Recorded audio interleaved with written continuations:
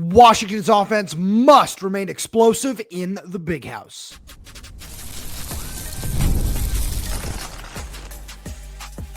You are Locked On Huskies, your daily podcast on the Washington Huskies, part of the Locked On Podcast Network, your team every day.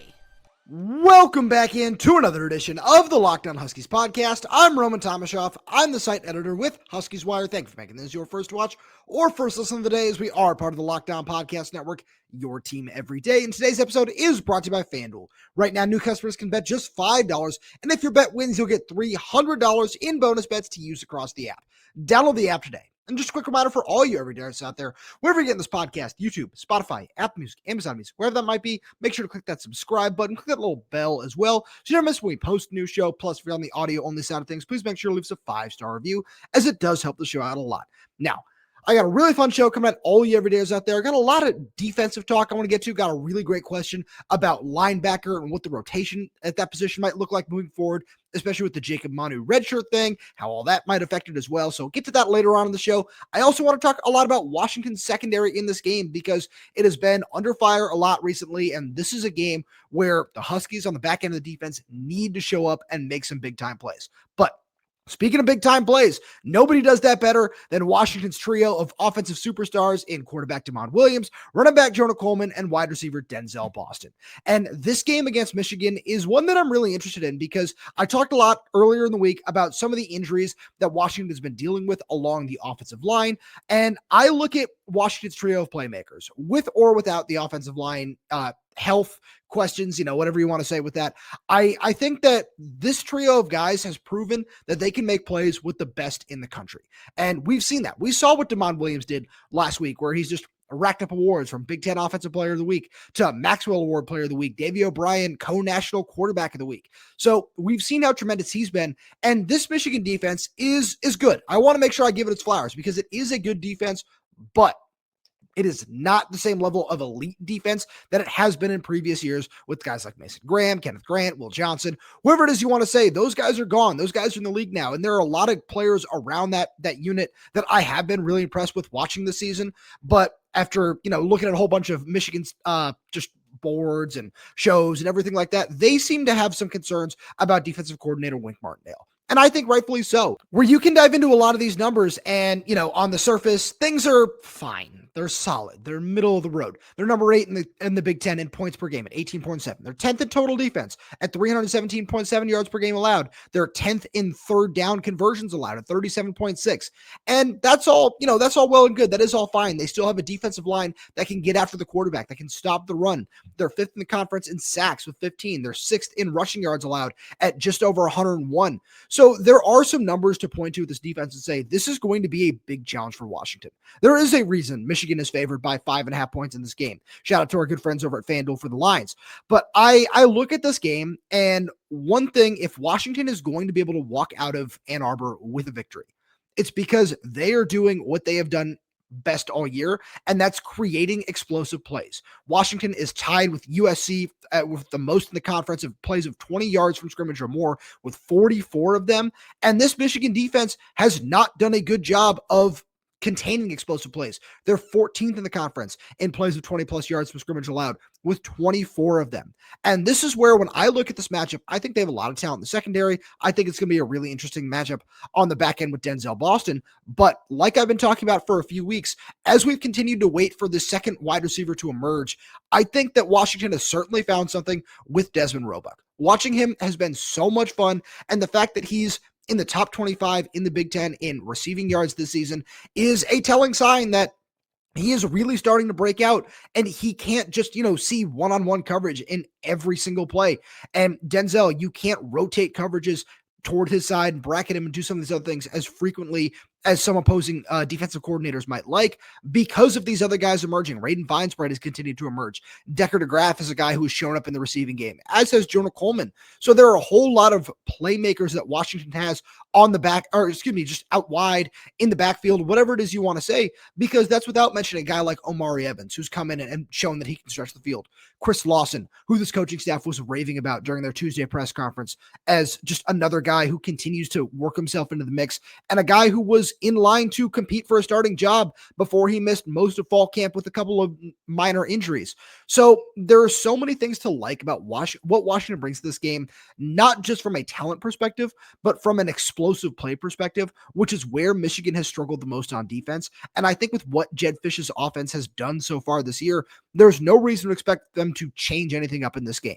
And one of the reasons I say that is Washington has certainly tried its best to establish the run in every game. They're still top 5 in the conference, averaging 188.8 yards per game on the ground. And you look at that over the last few weeks, a lot of that has come from DeMond Williams, where opposing defenses have done a good job over the last few weeks of keying in on Jonah Coleman. Jonah Coleman hasn't rushed for over 70 yards since the UC Davis game back in week 2. And it's something that if you listen to some of these press conferences, I know I try to put out as many videos as possible on social media from after games, from press conferences, from all these different things like that. All of the players and coaches have said, yeah, we walk into every week now knowing that the opposing team's game plan is to stop Jonah Coleman and figure the rest out from there. That showed up against Rutgers. We had 14 carries for 40-something yards. Yeah, he got in the end zone, which is awesome. He continues his touchdown streak. He scored in every game this season.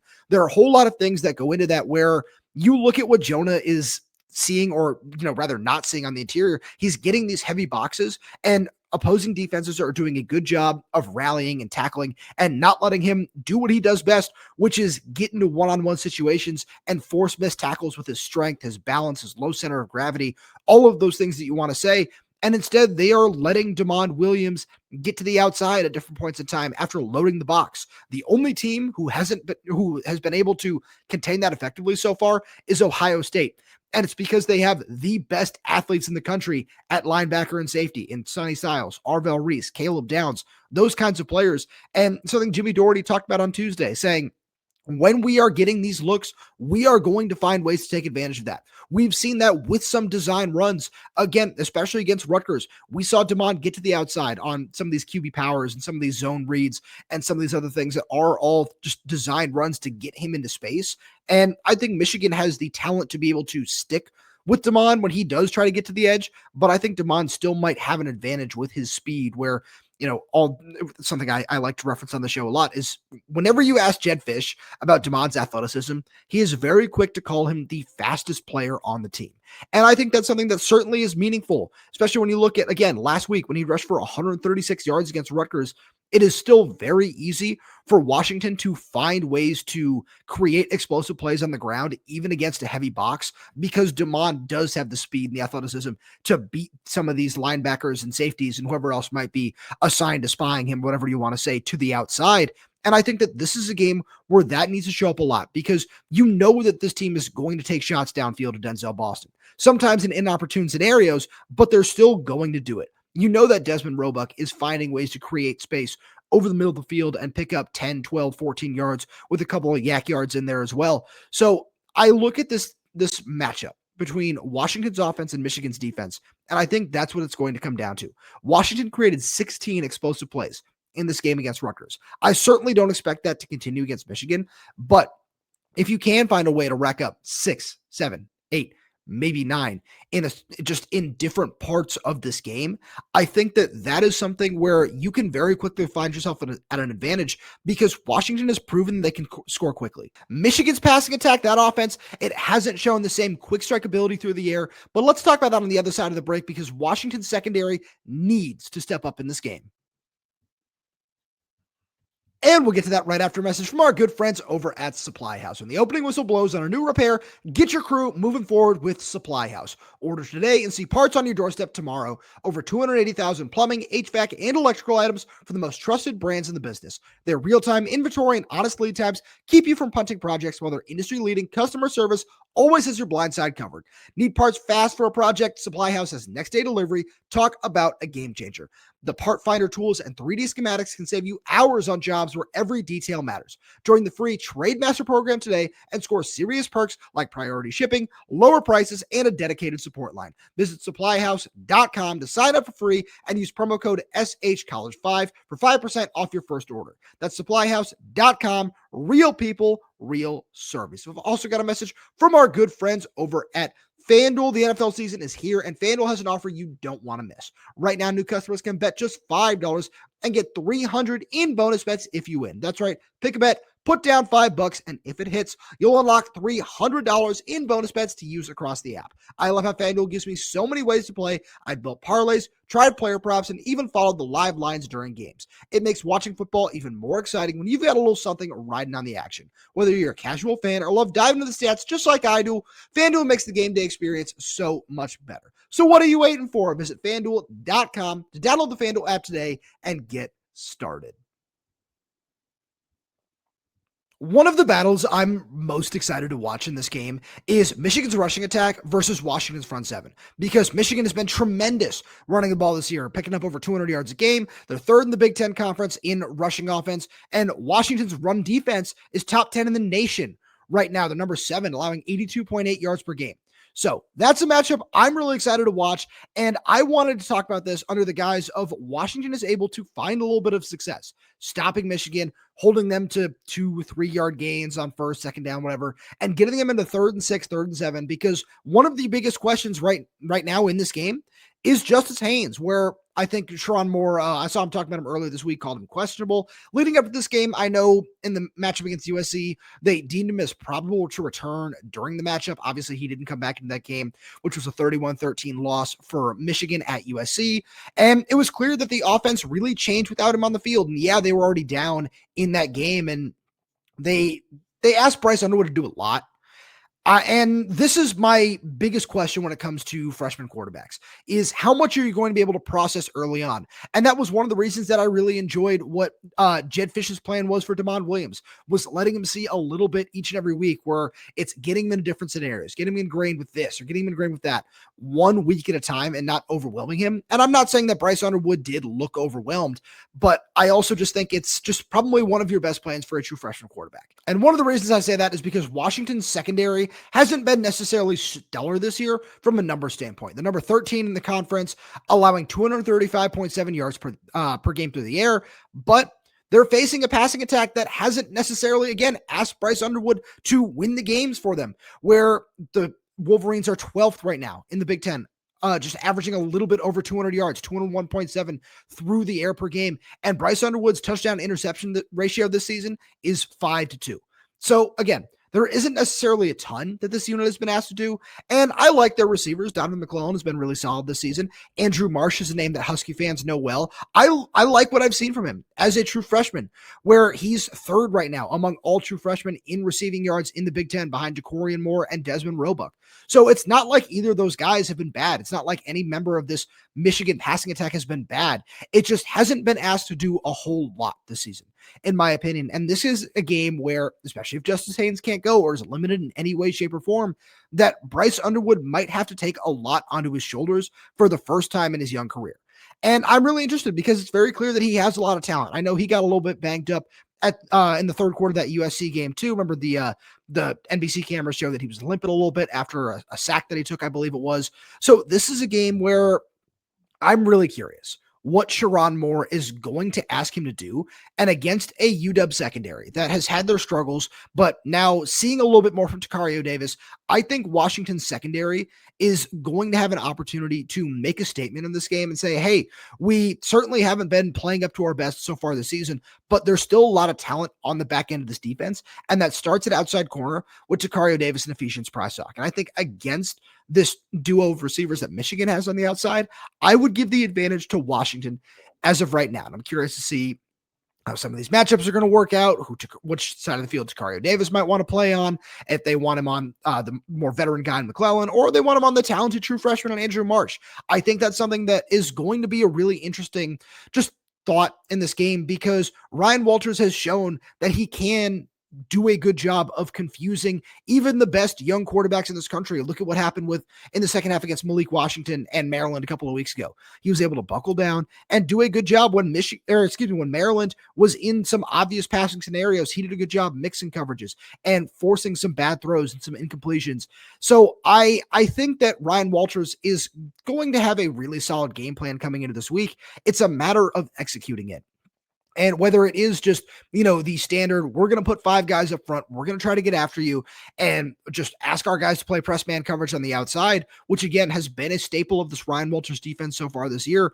Or are we going to see what we have seen Walters do a lot throughout the season as well, is adjust and show different coverages on the back end, rotate guys, and just move a lot of pieces around, because there are a lot of things that I think Walters has done a really good job of so far this season. I think stopping the run has been the number one, but one thing where I look at the secondary in this game, and if they're able to hold up on the outside, the most important thing is going to be finding ways to get after Bryce Underwood, because this Washington pass rush has been fine this season. They're middle of the road. They've got 12 sacks on the year. That's 11th in the Big Ten. And this Michigan offense has done a good job of protecting Bryce Young. And it's not just the offensive line, Bryce Underwood. And again, it's not just the offensive line. It's Bryce Underwood has done a good job showing off his mobility, getting out of the pocket, throwing balls away. And again, it hasn't been to a severe extent this season. He is second to last in the Big Ten in passing attempts so far this season, with 157 of them. So again, there hasn't been a whole lot of different things that he has needed to do so far for Michigan to win this season.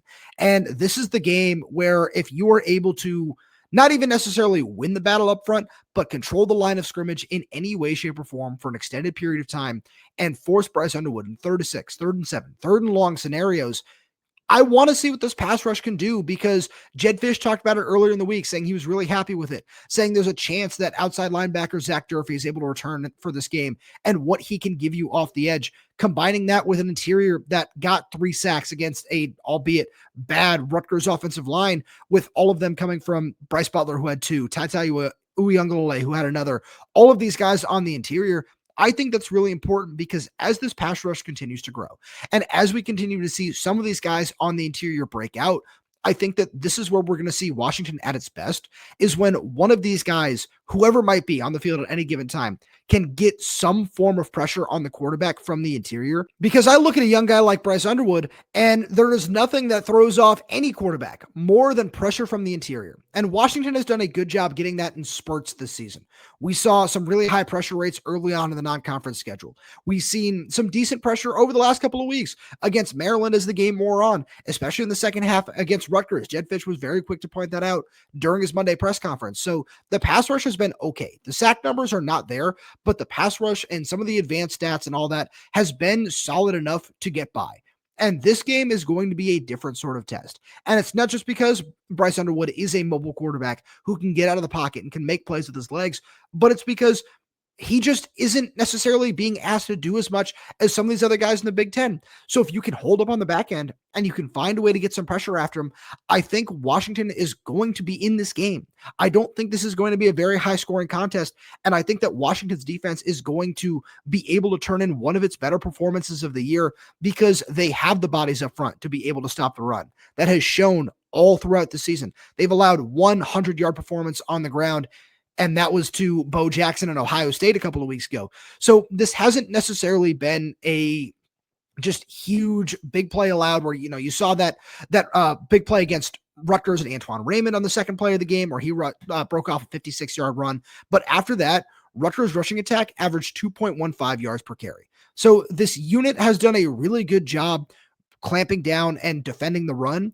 And in this game, if you are able to continue doing that, you're going to put a lot of pressure on Bryce Underwood, who has not been forced into a lot of these obvious passing scenarios. And when we saw it last week against USC, a defense that I think is middle of the road, I would put it in the same caliber as Washington's right now, in my opinion, we saw him not be at his best. And as a young quarterback, there's still a lot that he has to learn. And I think there's still a lot that Washington's defense hasn't shown just yet, especially with Tacario Davis missing 3 weeks. And this game is going to be critical for him, because he can have a performance that can completely change the game if he can lock down one side of the field. And maybe that is going to be where Bryce Underwood's first read is going to go on a majority of these plays. So if he can do that and he can show up in a big way, he can absolutely affect the outcome of this game. And I'm really excited to see what that's going to look like. And let's stay on the defense here, because I got a tremendous question about the linebacker rotation that I really want to dive into. And we'll get there right after a message from our good friends over at Mazda. Mazda crafts cars for those who do more than simply move. Mazda delivers confidence with every ride with more IIHS Top Safety Pick Plus awards than anyone else as of August 2025. From footwork to breathwork, athletes sweat all the details. Mazda brings the same attention to how we craft every model. You can feel Japanese craftsmanship in every detail, from the metallic accents to available Nappa leather upholstery. You can make everyday drives feel like anything but, from smooth handling to intuitive controls. And with all-wheel drive standard in every crossover SUV, you can drive with confidence through almost any season. Like our players, we sweat every detail, because when you make every move count, impossible becomes irrelevant. Mazda, move and be moved. I got a really tremendous question from Insider Pat from our Locked On Huskies Insider group. By the way, if you want to get in touch with that and all the recruiting rumors, injury updates, breaking news, all the sort of stuff that comes along with that, check out the link in the description below. You get a free 2-week trial. And after that, it's $4.99 a month. Also, an added bonus to that, you get to ask any question you want about the Husky program, whether it be football, basketball, anything like that, recruiting, and we make sure to answer every single one.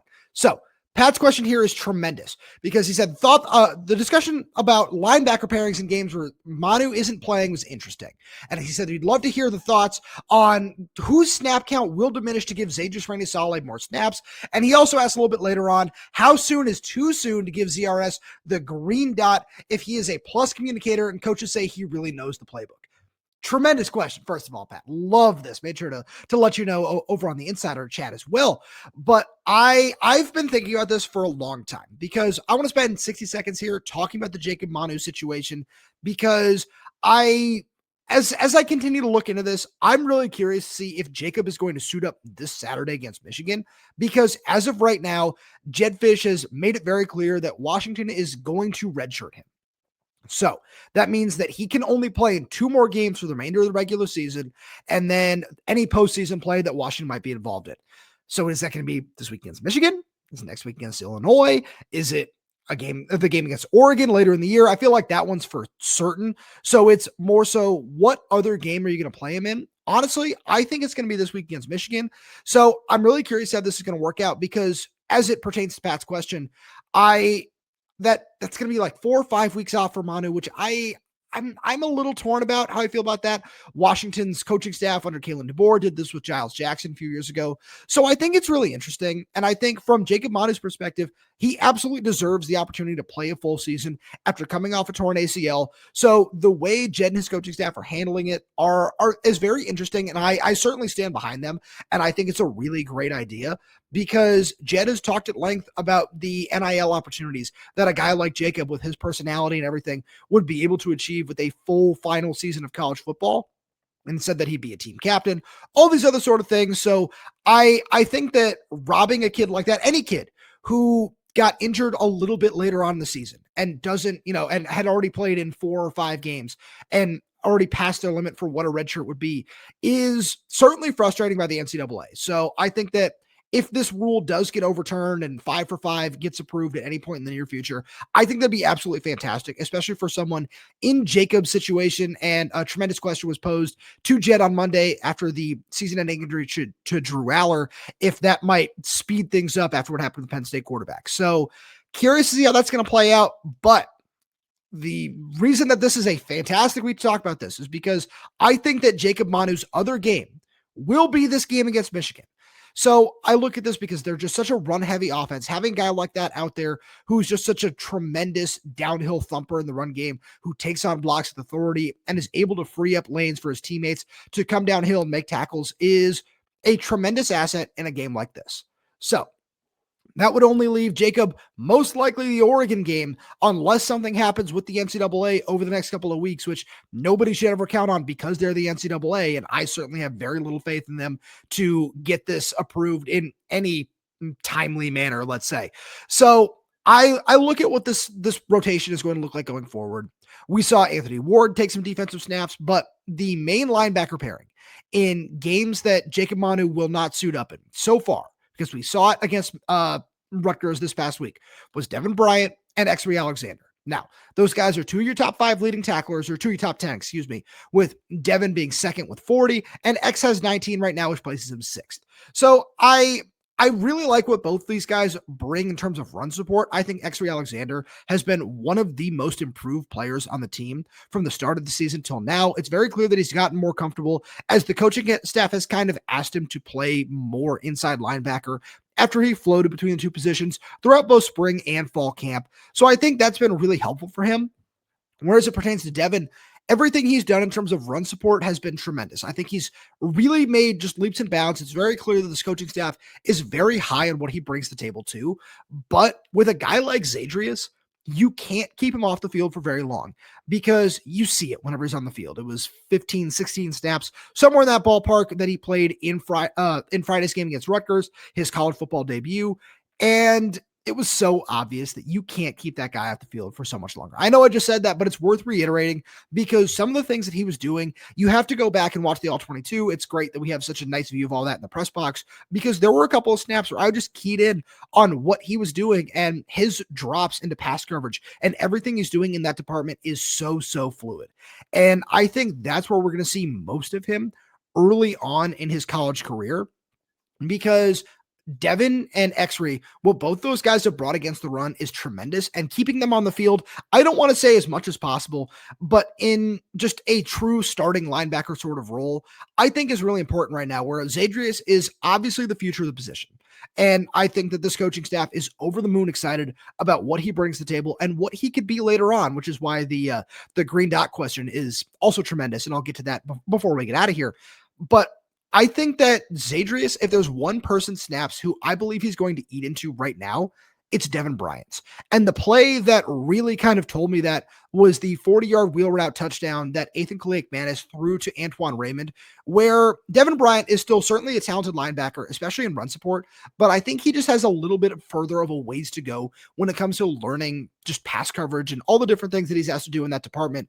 Whereas Zaydrius, who you go watch his high school film, he was playing wide receiver. He was playing tight end in high school. He just has such a natural feel for what just pass catchers want to do and what routes are and how to make breaks on them like a defensive back, like just a big safety, which is also something he did at different times during his high school career. So seeing someone who's just already that advanced in so many areas of the game when it comes to something that certainly can take some players a little bit longer to come along in, I think that that's where we're going to see a little bit more of Zaydrius moving forward, because I think X-Ray has also improved in pass coverage throughout the season. And there was one play where he had a nice PBU where it's just so clear how physical he is when it comes to knocking the ball out and doing different things like that. Timing of his hits very, very well is something that I think is really important and something that could keep him on the field in some regards. But with Zaydrius, I think we might see him play man coverage more, and I think he's going to eat a little bit into Devin Bryant snaps. I think we're still going to see him on a fairly limited snap count because he's coming off a torn ACL for probably the remainder of the season. It's probably going to increase on a week in and week out basis, where it might be 20 this week, might be 25 next week against Illinois, whatever it might be. We're going to see that continue to move up and up a little bit more. And as it pertains to him getting the green dot, this season is absolutely too soon for that. I feel like we might see it next year because, yes, if you haven't been able to listen to some of these press conferences that Ryan Walters has done talking about Zaydrius, it's the first thing he mentions is the energy that he brings to practice and how advanced he is as a communicator and what kind of understanding of the playbook he already has. So if we see him do that next year, I think he's certainly more than capable of earning a starting spot. And I'm actually really excited to see what Washington's linebacker rotation in 2026 might look like, especially with Jacob Manu getting, just having this plan in place for his redshirt, plus Devin Bryant, plus X-Ray is another year of eligibility, plus Buda Alukta, who'll be coming off his injury that he suffered against Washington State a month or so ago. There are so many talented linebackers that Washington has that, and especially so many veteran ones, that you don't need to force him into anything before he's ready. And if he is, that's awesome. You are more than happy with however that's going to play out. And I look at that and I just think that you can absolutely see a scenario where Zaydrius Rainey-Sale is wearing the green dot for Washington next season. But when you have a guy like Jacob Manu, who would be in his 5th year of college football, it's going to be a little tough to take that away from him. Not necessarily from a standpoint of, I think Jacob wouldn't want to give that up, but he has just seen and experienced so much more that the most likely option for Zaydrius to earn that green dot would probably be in his junior season. And I think that we're still going to see some rotations of that because we've seen that so far this season already where Devin Bryant's been wearing it. I know Budel Luke had it for a little while. And especially with so many veteran guys in the rotation like that, I think that we might not necessarily just see, a change in who's wearing that, but it might also allow for some personnel changes. But that's a discussion for another day because that's all I got for you today. Thank you so much for tuning in. I really do appreciate all you everydayers out there. It means the world to me every single day when you tune into this show. So with that being said, if you like everything we've got to offer here, please make sure you subscribe wherever you get your podcasts, whether that's YouTube, Spotify, Apple Music, Amazon Music. We're there. We're everywhere. We're updating this channel with new content every single day. So make sure you click that like button, click that little bell so you never miss when we post a new show. Plus, if you have any questions, comments, concerns, drop them right down below in the comment section. And if you're audio only, please leave us a 5-star review as it does help us out a lot. Thank you so much for tuning in, and we'll talk to you on Friday.